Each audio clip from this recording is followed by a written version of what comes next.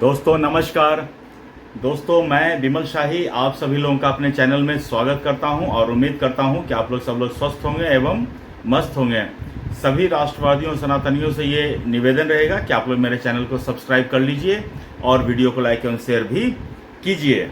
दोस्तों आज हम लोग बात करने वाले हैं राहुल गांधी के बारे में।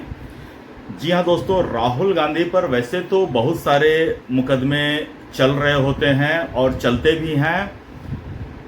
कुछ एक मुकदमा जो भ्रष्टाचार से जुड़ा हुआ है और कुछ एक मुकदमा जो है वो मानहानि के केस से जुड़ा हुआ है। इससे पहले भी ये जिस मुकदमे के बारे में मैं बात करने जा रहा हूँ, इस मुकदमा से पहले भी राहुल गांधी के ऊपर एक मानहानि का मुकदमा हो चुका है और इसमें उन्हें निचली अदालतों से 2 साल की सजा भी हो चुकी है और वो अपना संसद का पोजीशन भी गंवा चुके थे।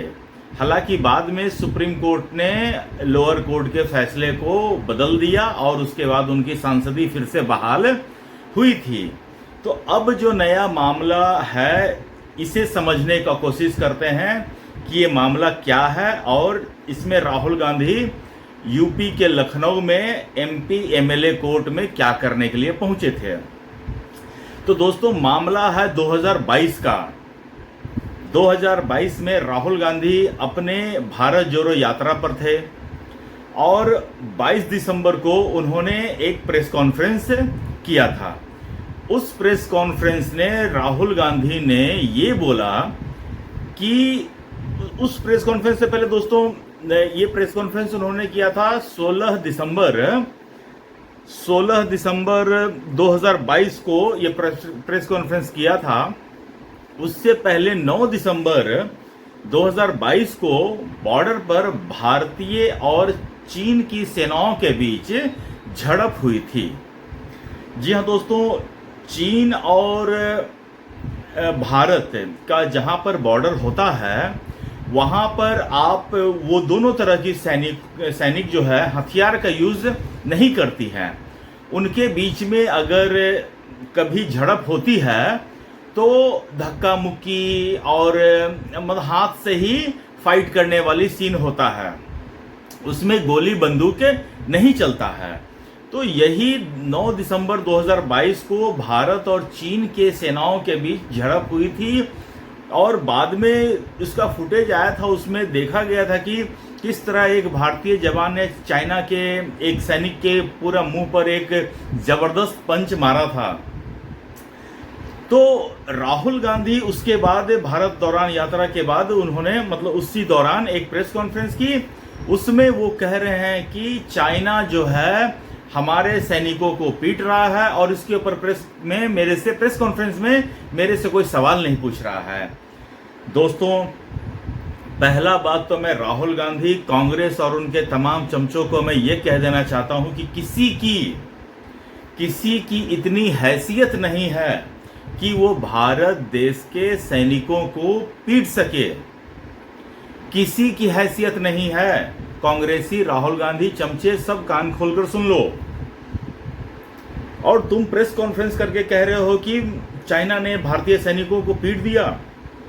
तो उनके इसी स्टेटमेंट को लेकर यूपी में एक बीआरओ के महानिदेशक थे। बीआरओ मतलब बॉर्डर रोड ऑर्गेनाइजेशन, इनके जो महानिदेशक थे उदय शंकर श्रीवास्तव, उन्होंने एक मानहानि की याचिका राहुल गांधी के खिलाफ लगा दी। उन्होंने ये कहा, कोर्ट में कहा कि देखिए राहुल गांधी ने जो स्टेटमेंट दिया है, दोस्तों मैं दोबारा वो स्टेटमेंट नहीं बोलूँगा कि राहुल गांधी ने क्या किया, चाइना और सैनिकों ने क्या। राहुल गांधी ने जो कहा मैं वो दोबारा रिपीट नहीं करने जा रहा हूँ, वो बहुत ही शर्मसार करने वाली भाषा है, इसलिए मैं उस शब्द का यूज नहीं करूँगा। तो उदय शंकर श्रीवास्तव जी ने ये कोर्ट में मानहानि का केस डाला और कहा कि राहुल गांधी ने जो सेना के खिलाफ जो टिप्पणी की है वो बेहद अपमानजनक है और सेना का मनोबल तोड़ने वाला है। और कोर्ट ने प्रथम दृष्टया में इसे सही पाया और केस को एक्सेप्ट किया, मानहानि की केस को एक्सेप्ट कर लिया। जब मानहानि का केस एक्सेप्ट हो गया तो अब इसके ऊपर मुकदमा चलना है। तो राहुल गांधी को 4 बार कोर्ट ने समन भेजा कि आप हाजिर होइए, लेकिन राहुल गांधी एक बार भी कोर्ट में उपस्थित होने नहीं गए। दोस्तों, यहाँ मैं कुछ बोलना चाहूँगा। ये देश ऐसा लगता है कि राहुल गांधी के बाप को इटली से दहेज में मिला है। राहुल गांधी ऐसा बिहेव करते हैं। ठीक उसी तरह तेजस्वी यादव भी इस तरह बिहेव करते हैं कि जैसे बिहार उसके बाप को दहेज में मिला है। अखिलेश यादव ऐसा बिहेव करते हैं कि यूपी उनके बाप को दहेज में मिला है। सेम इसी तरह स्टालिन हो गया, चाहे उमर अब्दुल्ला हो गया, इसी तरह बिहेव करते हैं कि जैसे कोई स्टेट उनके बाप को दहेज में मिला है और उसके वो मालिक हैं। तो राहुल गांधी भी इसी तरह बिहेव करते हैं। वो सोचते हैं कि हमारे जवाहरलाल नेहरू कहाँ, फिर इंदिरा गांधी, राजीव गांधी, सोनिया गांधी, इतने हमारे देश में तो सिर्फ प्रधानमंत्री ही रहे हैं, कोई नौकर चपरासी और फिर अंतरिम मंत्री संतरी का बेटा थोड़ी है। इतने जिसके घर में इतने पूर्वज सत्ता में रहा हो, सत्ता के शीर्ष लेवल पे रहा हो, तो वो ये समझेगा। तो अपने उसी समझ के कारण राहुल गांधी पिछले 4 पेशी में नहीं गए। 5वां पेशी में जब कोर्ट ने सख्त निर्देश दिया कि आपको आना ही होगा, नहीं तो हम एक्शन ले सकते हैं, तो राहुल गांधी कहते हैं कि हम डरते नहीं हैं। डर देखो राहुल गांधी इसे कहते हैं। जब कोर्ट ने थोड़ा सा चाबी टाइट किया, भागे भागे लखनऊ एमपी एमएलए कोर्ट पहुंचे ना, और वहां पर पहुंचने के बाद दोस्तों कांग्रेसी ऐसा स्वागत कर रहे हैं कि जैसे राहुल गांधी वर्ल्ड कप जीत कर आए हों। राहुल गांधी वो जो शुक्ला जो भी अंतरिक्ष पे गए हैं, वहां से वो वापस आए हों, ऐसा बिहेव कर रहे हैं। राहुल गांधी जिंदाबाद, पूरा कांग्रेस समर्थकों की फौज लगी पड़ी है।